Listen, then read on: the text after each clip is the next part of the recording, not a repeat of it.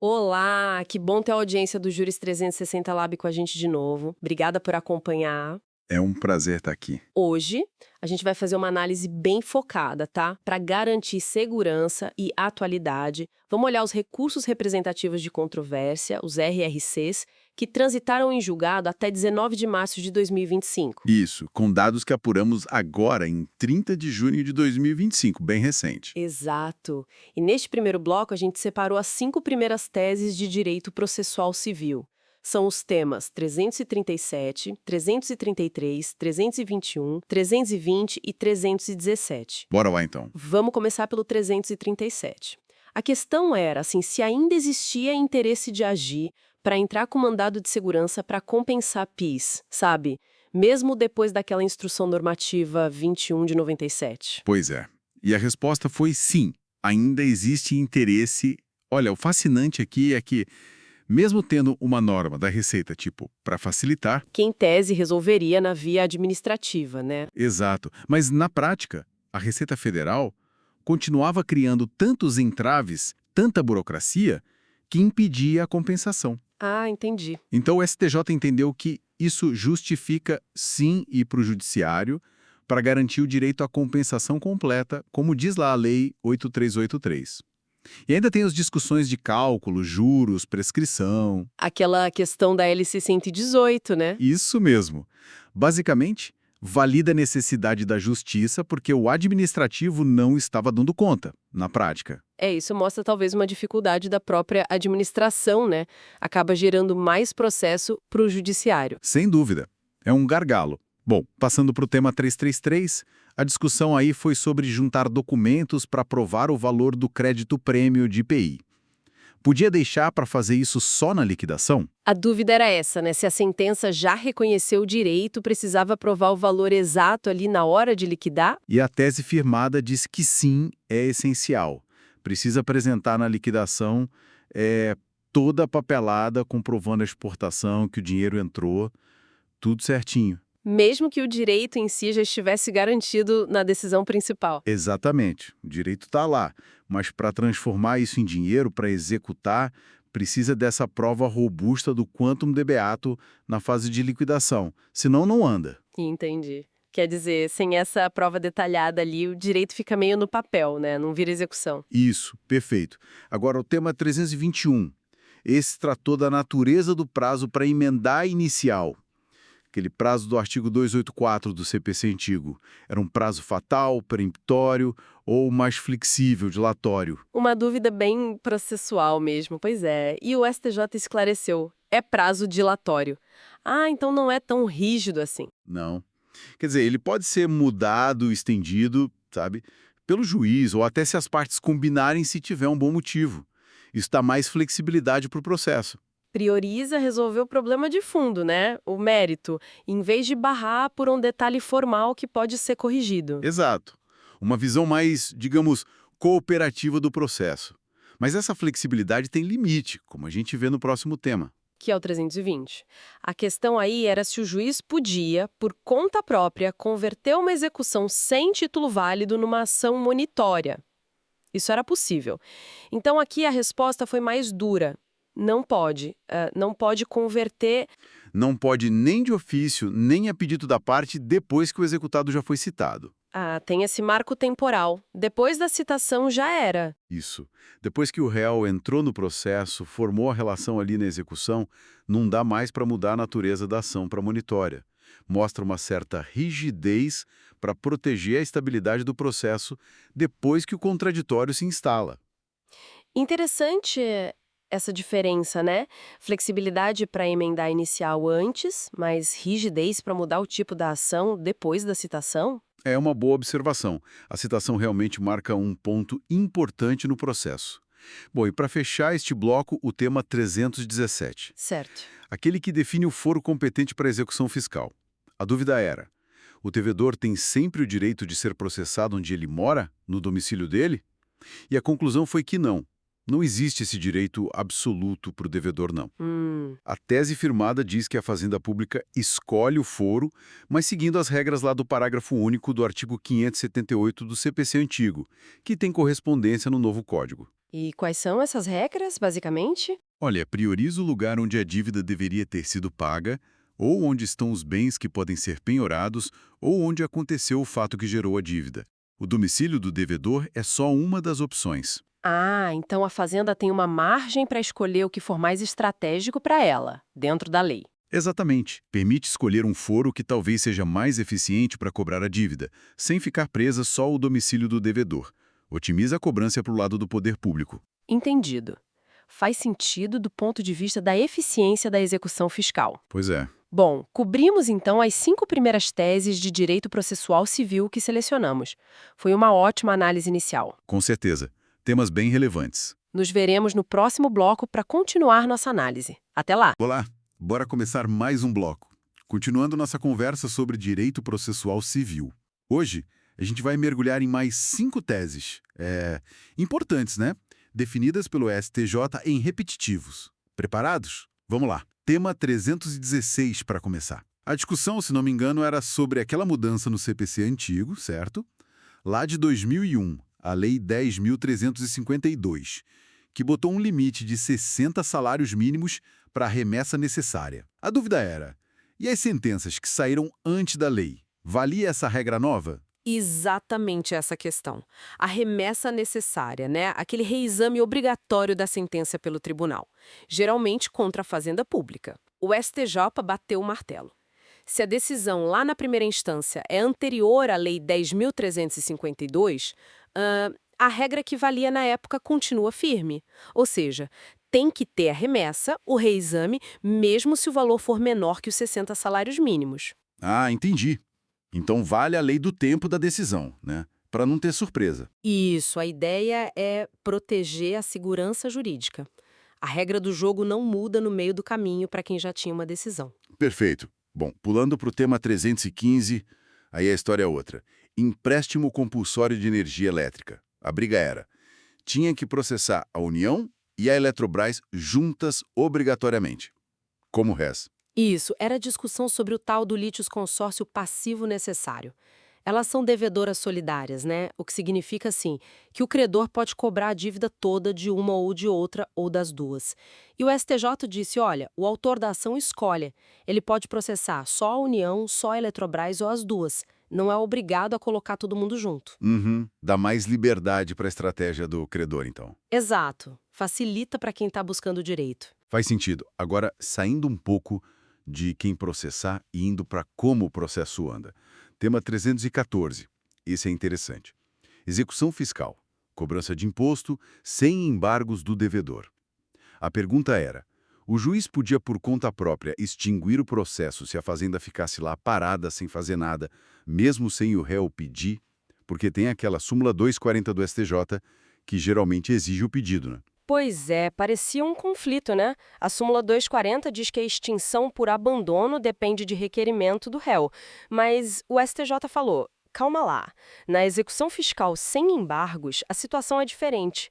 Se a fazenda é intimada direitinho, conforme a lei de execução fiscal, para dar andamento e não faz nada, fica inerte, o juiz pode sim, de ofício, extinguir o processo. Ah, então é uma exceção à súmula 240 específica para esse caso. Isso.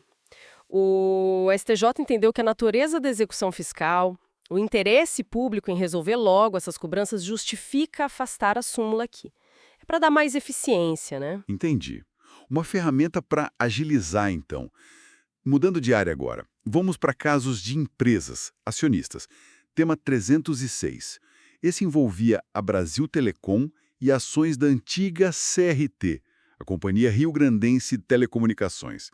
A discussão era sobre a legitimidade da Brasil Telecom para responder pela tal dobra acionária da celular CRT. Como ficou? Olha, o tribunal reconheceu, sim, a legitimidade passiva da Brasil Telecom para responder por essa dobra acionária, que basicamente é uma questão sobre a quantidade certa de ações que deveriam ter sido entregues depois de uma cisão lá da empresa, né?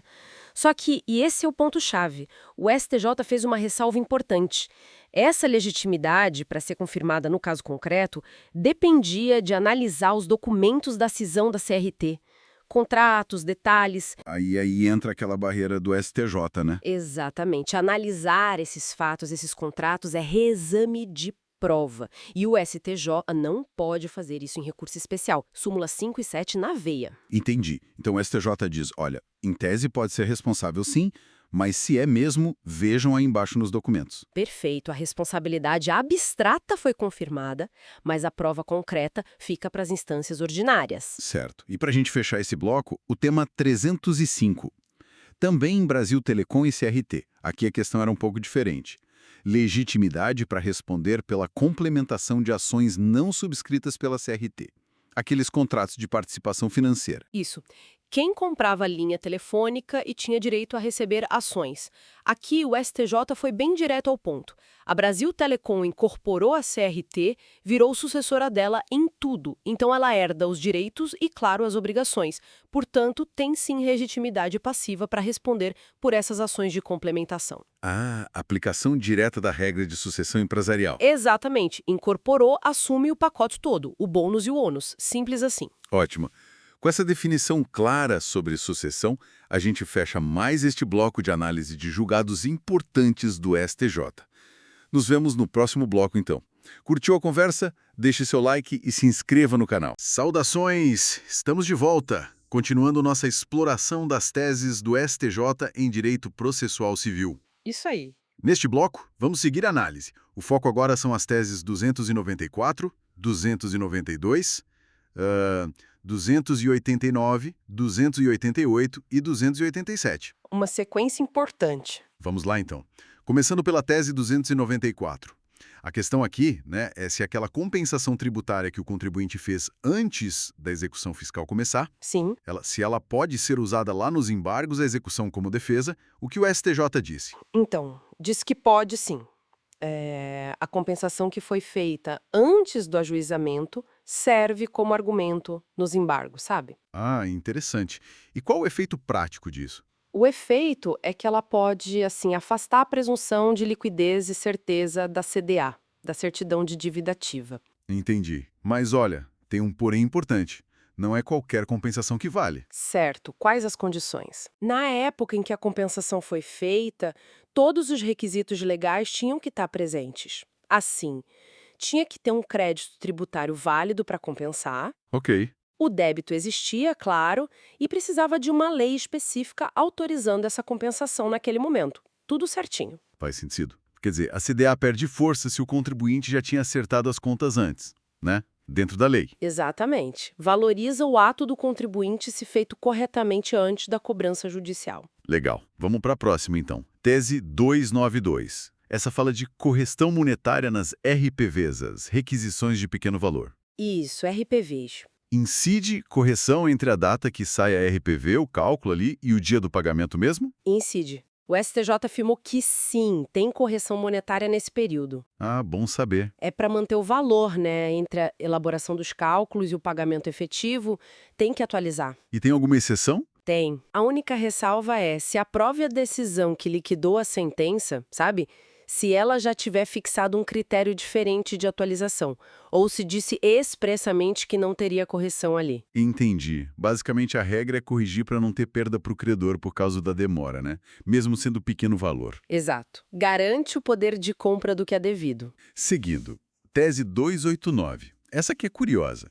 O credor é intimado na execução para dizer se recebeu, se está tudo certo ou se quer continuar cobrando, Sim. e ele simplesmente não responde. Fica quieto.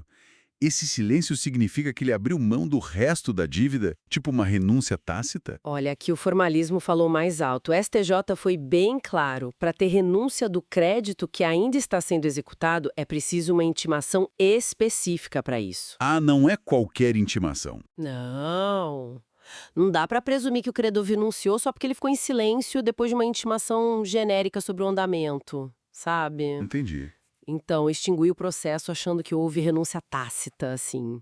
Não vale, precisa dessa intimação com finalidade específica. Isso dá mais segurança para o credor, né? Evita perder um direito por um descuido, talvez. Justamente. A renúncia a direito tem que ser interpretada de forma restrita, não se presume assim tão fácil. Certo. Agora, tese 288. Falando de penhora. Se tem uma nova penhora no processo, para reforçar ou substituir outra. Uhum. E o devedor pode apresentar novos embargos à execução por causa disso? Pode, o STJ admite sim, mas tem uma limitação bem clara. Qual seria? Esses novos embargos só podem discutir os aspectos formais desse novo ato de penhora. Ah, tá. Tipo o quê? Por exemplo, a avaliação do bem que foi penhorado agora, se o valor está certo, se houve algum excesso nessa nova penhora específica, alguma anulidade só dela. Entendi. O que não pode é o devedor querer usar isso para reabrir a discussão sobre a dívida lá do começo ou coisas que já foram decididas antes nos primeiros embargos. Faz sentido, garante direito de defesa sobre o ato novo, mas sem deixar o processo voltar para a estaca zero toda hora, né? Exatamente, é esse o equilíbrio que se busca. Beleza. Para fechar este bloco, tese 287. Penhora da sede de empresa individual. Tinha aquela dúvida se esse imóvel seria impenhorável? Sim, se seria como um bem essencial para a atividade, né? Isso. Como o STJ viu isso? Olha, foi bem direto ao ponto. A sede do estabelecimento comercial pode ser penhorada sim. Ah, então pode? Pode, aquela proteção que tinha no CPC antigo, de 73, para bens indispensáveis à profissão. Lembro, artigo 649. Isso, essa proteção não se estende automaticamente para o imóvel inteiro onde funciona a empresa individual. O fato de ser a sede não torna o imóvel impenhorável por si só. Quer dizer que a interpretação sobre o que é essencial é mais restrita. Foca mais em máquinas, ferramentas. Exato. Não no imóvel como um todo automaticamente. O imóvel é visto mais como parte do patrimônio geral da empresa que pode responder pelas dívidas. Entendido. Bom, passamos por 5 teses, então. Compensação tributária prévia, correção de RPV, renúncia de crédito, novos embargos e a penhora da sede comercial. Muitos pontos definidos. Sim, decisões importantes para a prática forense. Fica aí a reflexão, né? O quanto esse formalismo processual que a gente viu em várias dessas teses é uma garantia essencial para os direitos ou se às vezes pode criar barreiras para a justiça acontecer de fato. Uma ótima questão para se pensar. Nos veremos no próximo bloco para continuar a nossa exploração aqui no processo civil. Até lá. Curtiu? Deixa o like e não esquece de se inscrever no canal. Até a próxima. Olá! Olha, a análise das teses do STJ é realmente extensa. A gente está continuando aqui nossa exploração, né? Exato. Entrando em mais um bloco focado em direito processual civil. Isso mesmo. Vamos agora, assim, destrinchar 5 teses específicas. São as 285, 286, 284, 260 e 257. Elas tratam de coisas bem do dia a dia, né? Intimação, recurso, execução fiscal. Pois é. E são entendimentos assim com impacto direto na prática da advocacia. O STJ, nesses julgados, buscou um equilíbrio, sabe, entre a formalidade do processo e, bom, a justiça mais efetiva, protegendo as partes de prejuízos. Vamos ver como isso se desenrolou em cada uma. Legal. Começando por uma que acho uma dor de cabeça bem comum. A intimação que sai com o número da OAB do advogado errado, ou então sem número nenhum. Isso invalida tudo. As teses 285 e 286 falam disso, certo? Exatamente. A tese 255 ela traz a regra geral. Basicamente, o erro até a falta do número da OAB não anula a intimação. Desde que, claro, os nomes das partes e dos advogados estejam corretos. Se dá para identificar o processo, tá valendo. É um sinal de razoabilidade, né? Uhum. Só que aí vem a tese 286, com um contraponto essencial. Se houver advogados com o mesmo nome, os homônimos, Ah, e complica. aí sim. A falta, o erro no número da OAB se torna grave, porque pode levar a um erro ou a um prejuízo concreto para a defesa, sabe? Nesse caso, a intimação é nula. O STJ se preocupou em evitar um dano real. Os 2 julgamentos são lá de março de 2010. Entendi. Quer dizer, a identificação é o principal. O número só é decisivo mesmo se tiver risco de confundir por causa de nome igual. Ok. Seguindo nessa linha de formalidade em recursos, tem a tese 284. Ela pega aquela situação do agravo de instrumento, lá do CPC de 73 ainda? Isso, artigo 526. Exato. O que acontece se o agravante não cumpre aquilo de informar a interposição, juntar as cópias em 3 dias? O recurso, assim, morre automaticamente. Então, a resposta do STJ, essa é de novembro de 2009, foi bem pragmática. Esse descumprimento lá do 526 antigo só leva à inadmissibilidade do agravo se a outra parte, o agravado, apontar a falha. E tem que ser no momento certo, na primeira chance de falar no processo. Ah, então não é automático. Não é. Se o agravado não reclamar logo, ocorre a preclusão. Perde a chance, entende? E o recurso segue normal. O STJ colocou o ônus de fiscalizar essa formalidade na parte contrária. Interessante. Joga a responsabilidade na vigilância da outra parte, né? E foca no prejuízo, não só na forma. Mudando um pouco o foco, vamos para a execução fiscal. Tese 260. O juiz vê que a penhora feita não cobre a dívida. Ele pode, ele mesmo, determinar um reforço, tipo mandar penhorar mais bens? Olha, aqui a posição do STJ, definida em novembro de 2010, foi bem clara. Não. O reforço da penhora da execução fiscal depende de pedido. Da parte exequente. Isso, da Fazenda Pública, o juiz não pode determinar esse reforço de ofício por conta própria. A interpretação se baseou lá no artigo 15, inciso 2º da LEF, né, a Lei de Execuções Fiscais, e também no artigo 685 do CPC 73. A iniciativa de buscar mais bens tem que ser de quem está cobrando. Certo, certo. Delimita bem o papel do juiz aí.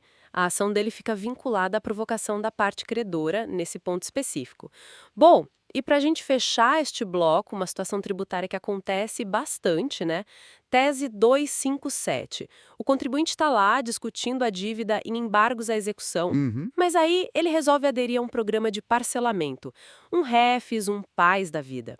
Essa adesão já significa que ele desistiu da briga judicial? Que renunciou ao direito que estava discutindo nos embargos? Então o STJ entendeu que não. Não é automático assim. Na tese 257, que foi julgada em fevereiro de 2012, ficou definido o seguinte: aderir ao parcelamento, só isso não extingue os embargos à execução. Precisa de mais alguma coisa? Precisa. Para extinguir o processo por renúncia ao direito que está sendo discutido, essa renúncia tem que ser expressa, tem que estar lá, clara nos autos do processo judicial. E outra coisa, verificar se a empresa pode ou não entrar no parcelamento, se cumpre os requisitos, isso é tarefa administrativa do fisco, não é para o judiciário decidir isso dos embargos. Perfeito. Separa bem as coisas, né? A esfera administrativa e a judicial. E exige que a vontade de desistir da disputa seja muito clara. Ótimo. Bom, então analisamos essas 5 teses. Deu para ver como o STJ tenta balancear as regras do jogo processual, o direito de defesa e, claro, a busca pelo pagamento do crédito. Fica talvez uma reflexão, né? Essa jurisprudência toda, ela ajuda a ter um processo mais prático, mais ágil? Ou será que em alguns pontos pode acabar, sei lá, flexibilizando demais algumas garantias? É algo para a gente pensar. Com certeza. É um equilíbrio delicado. Nos veremos no próximo bloco. Curtiu? Deixe like e inscreva-se. Olá, bem-vindos de volta. Chegamos ao nosso último bloco sobre direito processual civil. Isso aí. Hoje a gente vai fechar com 5 teses bem importantes de recursos repetitivos do STJ. São os temas 249, 243, 241, 239 e o 236. Uma seleção e tanto. E olha, um agradecimento especial ao Dr. Paulo Luiz. A organização que ele fez, separando as teses por disciplina, ajudou demais a gente a navegar por tudo isso. Com certeza, facilitou muito o trabalho. E é bom lembrar, né? Esses temas repetitivos são fundamentais para dar uma uniformidade, uma segurança jurídica maior. Exato. Impactam direto o dia a dia no fórum, sabe?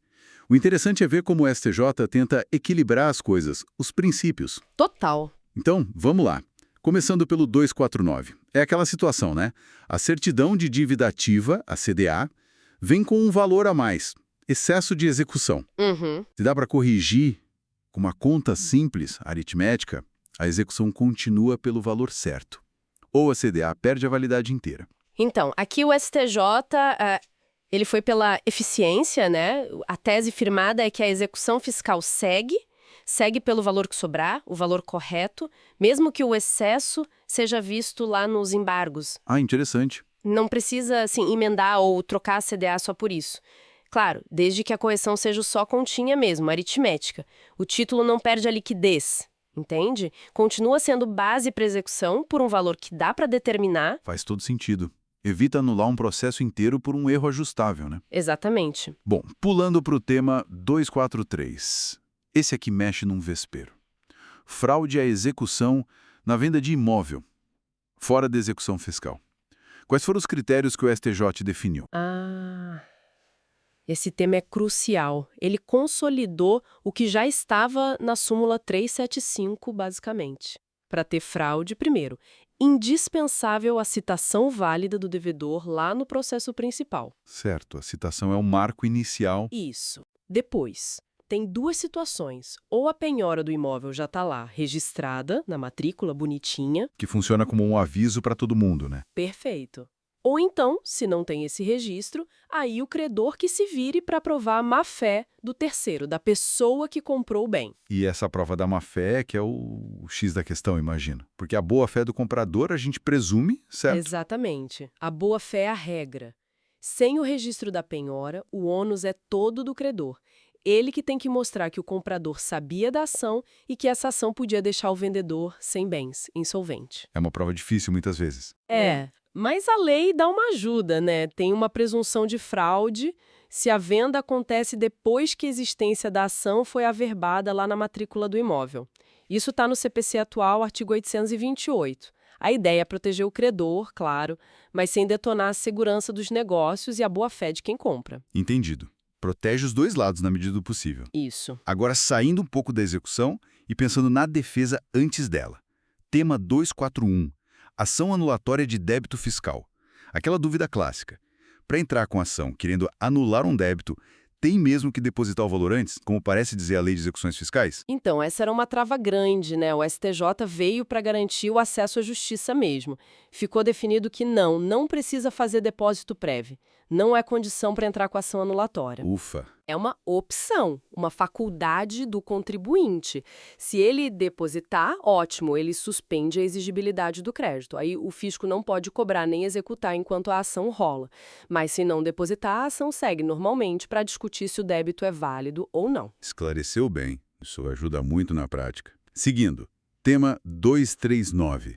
Esse envolve ação rescisória e a famosa súmula 343 do STF. Ah, a 343. Isso. Ela diz que não cabe rescisória se a decisão se baseou em interpretação que era controvertida na época, né? Mas o STJ deu uma afinada nisso, certo? Deu uma afinada importante, sim. A súmula continua valendo, mas olha só a exceção. Se na época que saiu a decisão que se quer rescindir, a interpretação da lei já tinha sido pacificada, quer dizer, não era mais controversa, a jurisprudência já tinha afirmado um lado, aí sim, uma decisão que vai contra essa interpretação já consolidada, ela viola a lei. E nesse caso, cabe a rescisória. A chave é ver se a briga de interpretação ainda existia ou se já tinha um consenso quando a decisão original foi dada. Uma diferença sutil, mas que muda tudo. Muda tudo. Para fechar nossa lista, o tema 236. Legitimidade para recorrer do terceiro prejudicado. Imagina, execução entre A e B, mas um bem de C, que não tem nada a ver com a história original, é penhorado. O que esse C pode fazer? Boa pergunta. O STJ confirmou que esse terceiro, coitado, que teve o bem atingido pela penhora, tem basicamente dois caminhos principais. Quais seriam? Ele pode usar os embargos de terceiro, que é uma ação própria para tentar liberar o bem, né? Ou ele pode ir direto no processo de execução mesmo e recorrer da decisão que mandou penhorar, geralmente com um agravo de instrumento. Atuando como terceiro prejudicado. Exatamente. Ele entra no processo como o terceiro prejudicado e recorre. Isso dá mais opções de defesa para quem é pego de surpresa, né? Amplia as ferramentas, sem dúvida. Bom, então, recapitulando rapidinho, a gente viu como o STJ lida com excesso na CDA, Que não anula se for só cálculo. os requisitos para fraude e execução, Citação e registro ou prova de má-fé. a desnecessidade do depósito prévio na anulatória, É faculdade, não condição. a exceção da súmula 343 para rescisória quando a controvérsia acabou, Se já estava pacificado, cabe rescisória assim. e as duas vias de defesa para o terceiro que tem o bem penhorado. Embargos ou recurso como terceiro. Fica claro que o STJ está buscando dar mais clareza, mais previsibilidade para pontos bem complicados do processo, né? Com certeza. E toda essa análise, ela acaba levantando uma reflexão, né, sobre como a jurisprudência funciona. O direito processual não é uma foto, é um filme. As coisas evoluem, o STJ decide, uniformiza, resolve problemas práticos, mas aí surgem novas dúvidas, a interpretação se refina. Isso exige que a gente que trabalha com direito fique sempre de olho, estudando essas teses, como elas são aplicadas. É o jeito de garantir a melhor defesa, a melhor estratégia. Uma ótima provocação para a gente encerrar. O estudo é contínuo. Sempre? Com isso, fechamos nossa análise de hoje. Muito obrigado a quem acompanhou essa exploração aqui no Juris 360 Lab. Se o conteúdo foi útil, fica o convite para se inscrever no canal, deixar aquele like. Ajuda bastante a gente. Exato. Muito obrigado e até a próxima.